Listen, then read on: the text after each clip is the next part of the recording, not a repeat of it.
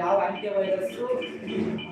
Virus attack ಆಗಿರೋದಿಲ್ಲ ಅಂದ್ಬಿಟ್ಟು ಒಂದಷ್ಟು ಸಿಸ್ಟಮ್ಗೋಸ್ಕರ ಥ್ರೆಡ್ಸ್ನ ಬಿಲ್ಡ್ ಮಾಡಿರ್ತಾರೆ.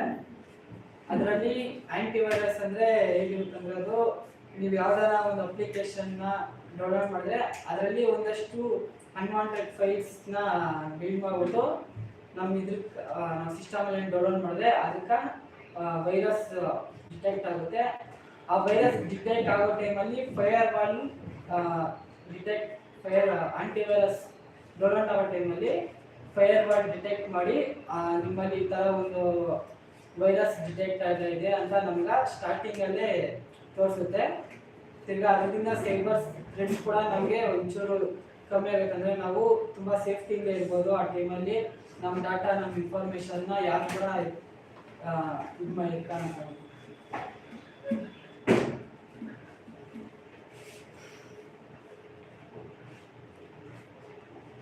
So this is all about the threats and the cyber threats plus virus ಬಗ್ಗೆ.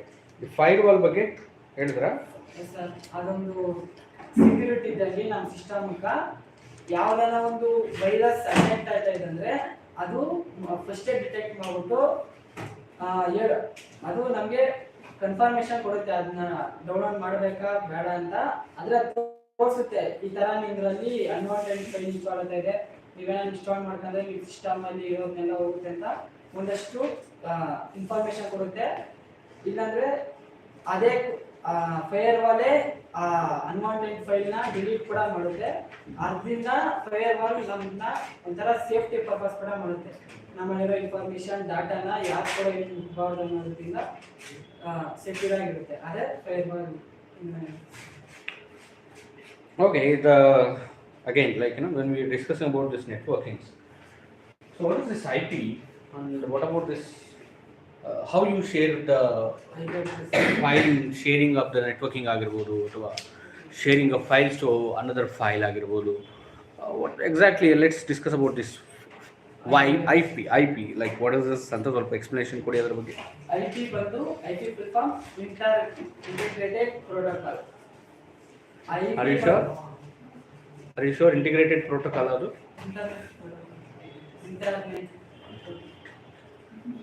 Okay, fine. Internet protocol. IP ಬಂದು ಈಗ ನೀವು ಯಾವ್ದಾದ್ರು ಒಂದು ಸಿಸ್ಟಮ್ ಅಲ್ಲಿ ನೆಟ್ವರ್ಕ್ ಕ್ರಿಯೇಟ್ ಮಾಡಬೇಕಂದ್ರೆ ಅದಕ್ಕೋಸ್ಕರ ಒಂದು ಗೆಟ್ವೇ ಅಡ್ರೆಸ್, IP ಅಡ್ರೆಸ್, ತಿರ್ಗಾ ಸ್ಟ್ಯಾಟಿಕ್ ಅಡ್ರೆಸ್ ಅಂತ ಒಂದಷ್ಟು ನೀವು ನೆಟ್ವರ್ಕ್ ಬಿಲ್ಡ್ ಮಾಡೋದಕ್ಕೋಸ್ಕರನೇ ಅಂದ್ರೆ ನೀವು ನೆಟ್ವರ್ಕ್ ಪರ್ಚೇಸ್ ಮಾಡ್ಬೇಕಾದ್ರೆ ಒಂದಷ್ಟು IP ಅಡ್ರೆಸ್ ಅಂತ ಕೊಟ್ಟಿರ್ತಾರೆ.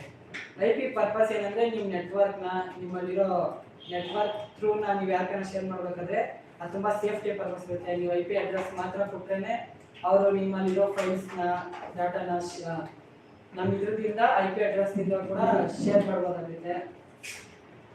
ತಿರ್ಗಾ IP ಅಡ್ರೆಸ್ಸಲ್ಲಿ ನಮ್ಮ IP ಅಡ್ರೆಸ್ದಿಂದ ನೆಟ್ವರ್ಕ್ ಕನೆಕ್ಟ್ ಮಾಡಿ ಅದನ್ನ ರೌಟರ್ದಿಂದ ಬೇಕಾದ್ರೆ ನಾವು ಒಂದು ಪೀಸ್ ಟು ಅನದರ್ ಪೀಸ್ನ ರೌಟರ್ ಕನೆಕ್ಟ್ ಮಾಡಿ IP ಅಡ್ರೆಸ್ ಎರಡರಲ್ಲೂ ಸೇಮ್ ಪ್ರೈವೇಟ್ ಸೆಕ್ಯೂರಿಟಿ ಒಂದು ಸೆಟ್ಟಿಂಗ್ಸ್ ಅಲ್ಲಿ ಚೇಂಜ್ ಮಾಡಿ ಅದರಿಂದ ನಮ್ಮ ಫೈಲ್ಸ್ ಇನ್ಫಾರ್ಮೇಷನ್ನ ವಿತ್ IP ಸಪೋರ್ಟಿಂದ ನಾವು ನಮ್ಮಲ್ಲಿರೋ ಇನ್ಫಾರ್ಮೇಷನ್ ಡಾಟಾನೆಲ್ಲ ಇನ್ನೊಂದು ಪೀಸಿಗೆ ಶೇರ್ ಮಾಡ್ಬೋದು. ಅಂದರೆ ಅದರಿಂದ ನಿಮ್ಗೆ ಯಾವ ಅನ್ವಾಂಟೆಡ್ ಆ್ಯಪ್ಸ್ ಆಗಿರ್ಬೋದು, ತಿರ್ಗಿ ಅನ್ವಾಂಟೆಡ್ ಯಾವುದಾರ ಒಂದಷ್ಟು ಅಂತ ಯಾವ ಪರ್ಪಸ್ ಥ್ರೂ IP ಅಡ್ರೆಸ್ದಿಂದ ತುಂಬ ಸೇಫ್ಟಿ ಪರ್ಪಸ್ದಿಂದ ಕೂಡ ಶೇರ್ ಮಾಡ್ಬೋದಾಗುತ್ತೆ. ತುಂಬ ಈಸಿಯಿಂದ ಕೂಡ ಇರುತ್ತೆ. So Mr. Nitin, so hope you have given your best. Next time networking na complete along with the practical ನಿಮ್ಮ ಟೇಬಲ್ ಅಲ್ಲಿ ನೆಕ್ಸ್ಟ್ ಅಸೆಸ್ಮೆಂಟ್ ಮಾಡೋಷ್ಟೊಳಗಡೆ ನಿಮ್ಮ ಟೇಬಲ್ ಮೇಲೆ ಇನ್ಕ್ಲೂಡಿಂಗ್ ಮೆಟೀರಿಯಲ್ಸ್ ಇರಬೇಕು, ಕನೆಕ್ಟರ್ಸು, ಕೇಬಲ್ಸು, ವಾಟೆವರ್ ಎಲ್ಲ ಪ್ರಾಕ್ಟಿಕಲ್ ಇರಬೇಕು, ವಿತ್ ಪ್ರೆಸೆಂಟೇಷನ್ ಇರಬೇಕು complete. Okay, this I will. And also not about this only ಈ ಮಾಡಿರ್ತಕ್ಕಂಥ ಟಾಪಿಕ್ಸ್ ಅಷ್ಟೇ ಅಲ್ಲದೆ ಇನ್ನೂ ಅಡಿಷ್ನಲ್ ಟಾಪಿಕ್ ಇದರಲ್ಲಿ IP ಆ್ಯಡ್ ಮಾಡಿಲ್ಲ. So still like I just as you ಇನ್ನೂ ಒಂದಷ್ಟು ಟಾಪಿಕ್ಸ್ಗಳನ್ನು, ಅಡ್ವಾನ್ಸ್ಡ್ ಟಾಪಿಕ್ಗಳನ್ನು ನೀವು ತೊಗೋಬೇಕಾಗುತ್ತೆ. Okay, all the best. Who is the next? You welcome.